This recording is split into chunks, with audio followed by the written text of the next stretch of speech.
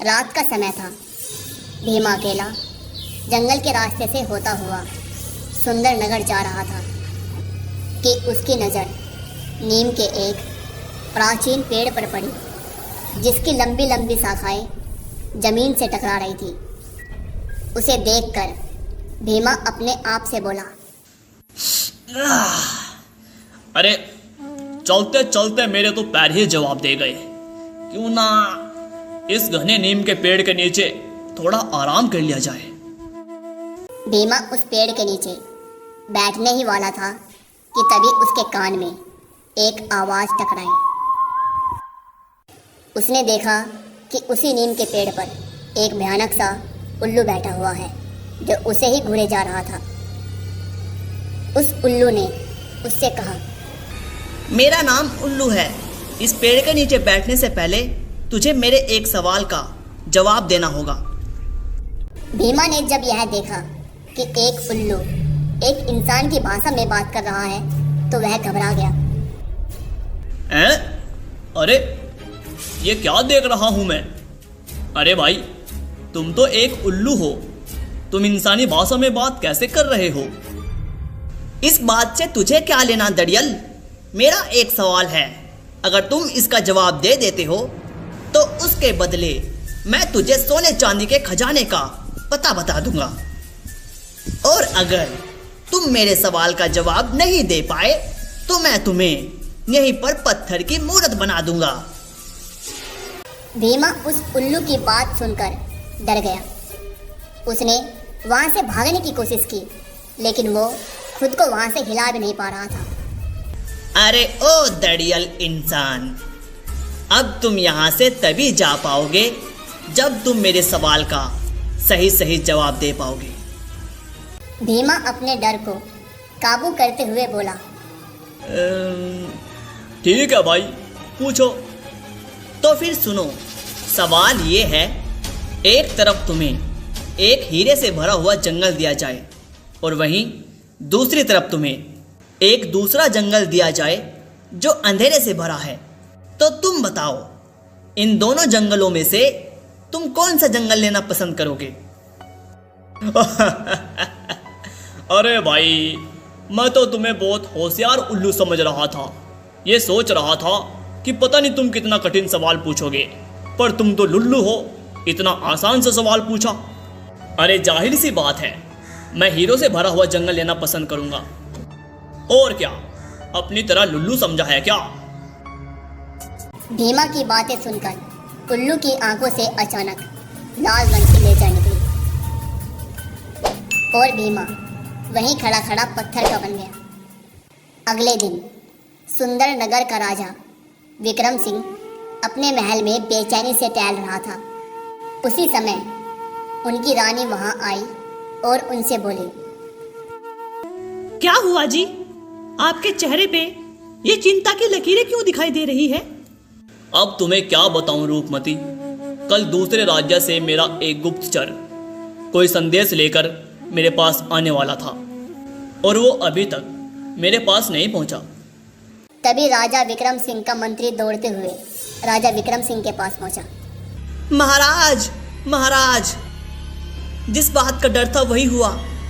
पहेलियां मत बुझाओ मंत्री जी, सही सही बताओ, आखिर हुआ क्या है? महाराज, हमारे गुप्तचर भीमा को हमारे राज्य के कुछ नागरिकों ने उसी रास्ते से महल की ओर आते हुए देखा था, जिस रास्ते में वही नीम का घना पेड़ पड़ता है। महाराज, यह सुनकर राजा के चेहरे पर चिंता की लकीरें और भी ज्यादा दिखाई देने लगी। मंत्री जी, सभी नगरवासियों को संदेश भिजवा दो कि सभी नगरवासी हमारे महल के सामने इकट्ठा हो जाएं। मैं उन सब के सामने एक जरूरी ऐलान करना चाहता हूँ। दुग दुग दुग दुग दुग, सभी लोग राजा के महल पर पहुंचे। कुछ ही देर में सभी नगरवासी महल के सामने इकट्ठा हो गए और राजा अपने महल की छत पर खड़ा होकर सभी लोगों से बोला, मेरे सुंदर नगर के वासियों, आज मैं ये ऐलान करता हूँ कि तुम में से कोई भी नगरवासी उस रास्ते से कभी आना जाना नहीं करेगा। जिस रास्ते में वह नीम का प्राचीन पेड़ पड़ता है, अगर तुम लोगों को वहां से कोई व्यक्ति आता या जाता दिखाई दिया तो तुम्हारा कर्तव्य है कि उसे उधर जाने से रोके और वहां की असलियत बताएं। ठीक है, समझ गए सब लोग? जी जी महाराज, हम सब समझ गए हैं। महाराज की जय, महाराज की जय। इतना कहकर राजा फिर से अपने कमरे में बेचैन सा होकर टहलने लगा कि तभी राजा की पुत्री तारा और उसका पति, जो कि किसी दूसरे राज्य का राजकुमार था, राजकुमार जयदेव, राजा से बोला। उस नीम के पेड़ के बारे में तो तरह तरह की अफवाहें हैं महाराज, मैंने भी सुन रखी हैं। आखिर उस पेड़ का रहस्य क्या है? महाराज, कहते हैं कि उस नीम के पेड़ पर एक भयानक सा उल्लू रहता है जो लोगों से एक अजीबोगरीब सवाल करता है और उसका सही जवाब ना देने पर मासूम और गरीब लोगों को पत्थर का बना देता है। अगर ऐसी बात है महाराज, तो मैं आपके नगर वासियों को उस उल्लू के जादू से मुक्ति दिलाऊंगा। नहीं राजकुमार, ऐसी गलती से भी मत करना। अरे नहीं महाराज, मुझे मत रोको, मैं भी उस उल्लू के सवाल को सुनना चाहता हूँ। तभी राजकुमार की पत्नी तारा राजकुमार से बोली, मैं भी आपके साथ चलूंगी। आप मेरे पिता के राज्य के लिए इतना सब कुछ कर रहे हैं, तो मेरा भी तो कुछ कर्तव्य बनता है। राजकुमार सहदेव अपनी पत्नी तारा को लेकर दोपहर के समय उसी प्राचीन नीम के पेड़ के पास पहुंच जाते हैं। राजकुमार ने देखा कि उस पेड़ के पास एक बहुत ही सुंदर सा तालाब था और तभी राजकुमार को उस तालाब में कुछ पत्थर की मूर्तियां तैरती हुई दिखाई दी। राजकुमार अपनी पत्नी तारा से बोला, मुझे लगता है ये वही निर्दोष मासूम इंसान है जिन्हें पत्थर का बना दिया गया।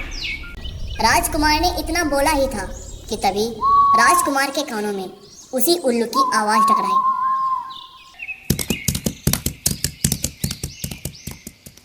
क्या बात है! अब तक तो विक्रम सिंह की प्रजा और कुछ मूर्ख लोग ही यहाँ आते थे, लेकिन आज तो महाराज के दामाद और उनकी पुत्री साक्षात यहाँ पधारे हैं। क्या बात है, क्या बात है! मैंने सुना है तुम यहाँ से निकलने वाले यात्रियों से एक अजीबोगरीब सवाल पूछते हो और उसका जवाब सही न देने पर उसे पत्थर का बना देते हो। जी राजकुमार, क्योंकि वो मेरे सवाल का जवाब नहीं दे पाते। अच्छा ठीक है, पूछो, तुम मुझसे भी सवाल पूछो, देखता हूं मैं कैसा सवाल है तुम्हारा। बड़े निडर हो राजकुमार, मुझे लगता है तुम्हें खुद पर कुछ ज्यादा ही भरोसा है। उस जादुई उल्लू ने राजकुमार और तारा से वही सवाल किया जो वो वहां से निकलने वाले यात्रियों से करता था। सवाल यह है राजकुमार कि एक तरफ तुम्हें एक हीरे से भरा हुआ जंगल दिया जाए और वहीं दूसरी तरफ तुम्हें एक ऐसा जंगल दिया जाए जो अंधेरे से भरा है। तुम बताओ, कौन सा जंगल लेना पसंद करोगे? तारा आहिस्ता से अपने पति राजकुमार सहदेव से कहती है, ए जी, ये तो घना ही बेवकूफ उल्लू है। इतना आसान सवाल है, इसका जवाब तो आप बहुत आसानी से दे देंगे। जाहिर सी बात है, कोई भी इंसान अंधेरे से भरा हुआ जंगल क्यों चुनेगा? वो तो हीरों से भरा हुआ जंगल ही चुनेगा ना। नहीं तारा, इस सवाल के पीछे कोई तो रहस्य है। राजकुमार उस जादुई उल्लू से बोला, उल्लू जी, मैं अंधेरे से भरा हुआ जंगल चुनूंगा। राजकुमार का जवाब सुनकर उल्लू चौंक पड़ा। हाँ, तुम पहले इंसान हो जिसने मेरे सवाल का सही जवाब दिया, लेकिन तुम शायद नहीं जानते, इस उत्तर के बदले में तुम्हें उस अंधेरे से भरे हुए जंगल में जाना होगा। मैं तुम्हारी बात का मतलब नहीं समझा। मैं भी जानना चाहता हूँ कि उस अंधेरे से भरे हुए जंगल में आखिर है क्या। अचानक उस नीम के पेड़ पर एक रास्ता बन गया। राजकुमार सहदेव समझ गए कि अंधेरे से भरे हुए जंगल में जाने का रास्ता यही है। राजकुमार सहदेव ने अपनी पत्नी का हाथ पकड़ा और सीधे उस रास्ते के अंदर चले गए। और कुछ ही देर बाद राजकुमार सहदेव और उसकी पत्नी ने खुद को एक बहुत ही घने अंधेरे से भरे हुए जंगल में पाया। उस जंगल के पेड़ एक राक्षस की भांति मालूम पड़ रहे थे। वो इतने विशाल और बड़े थे